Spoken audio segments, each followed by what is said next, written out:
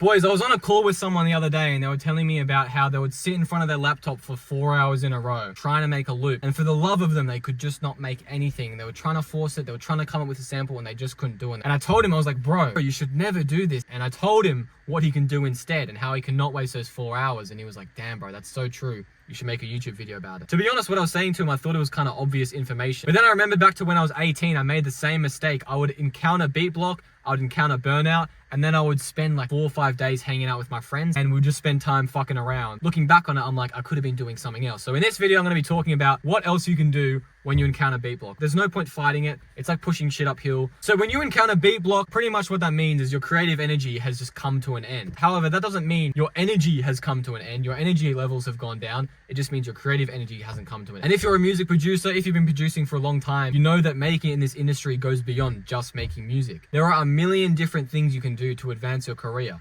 So for example, maybe you make a lot of beats. You can just make a YouTube channel. You can post hype beats every single day. If you make samples, you can post your loops on YouTube. You can charge for the kits or you can do free kits. You can collect emails. You make loops or beats, you can post reels promoting them. You get a lot of inbound traffic, people messaging you. Maybe it's a big industry guy. Yo, bro, send me some more loops. Maybe it's someone smaller. Yo, bro, how much does it cost to get an email list? You can be reaching out to 100 new people. Maybe you want to send them loops. Maybe you want to send them FLPs. You can reach out to engineers. You can set up a website, make a new kit, get on a call with someone, respond to your DMs. All of these things you can be doing instead of sitting at your laptop for 4 hours and being like, fuck, I can't come up with anything. What do I do? And you just get increasingly more frustrated.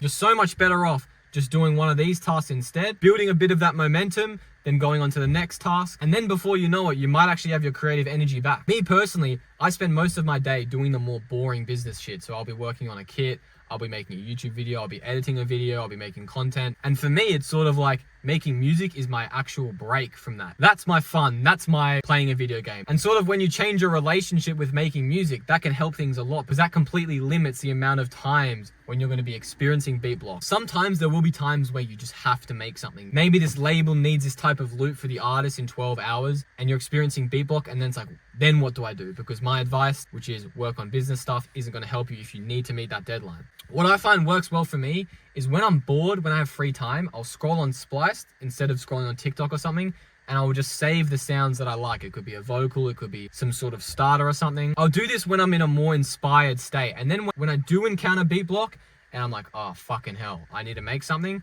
I've got all these things ready. And this has saved me so many times. It's easier to find sounds when you're in an inspired state rather than you experiencing beat block. And then you're frantically scrolling through Splice and you're like, fuck, I can't find anything. It doesn't sound good. So when you do this, your future self will thank you for it. I actually put this exact piece of advice in my broadcast channel, which you guys should definitely join if you're not already. And one of my friends, Tom Dello, texted me a few days later and was like, bro, this really works. This actually helped me. That's proof that I'm not just talking out of my ass. But yeah, really to sum this video up, you're experiencing beat block, try not to fight it, work on other things, work on other ways you can promote your brand, start putting your beats out there, put kits out there, DM people, respond to DMs, blah, blah, blah, blah, blah.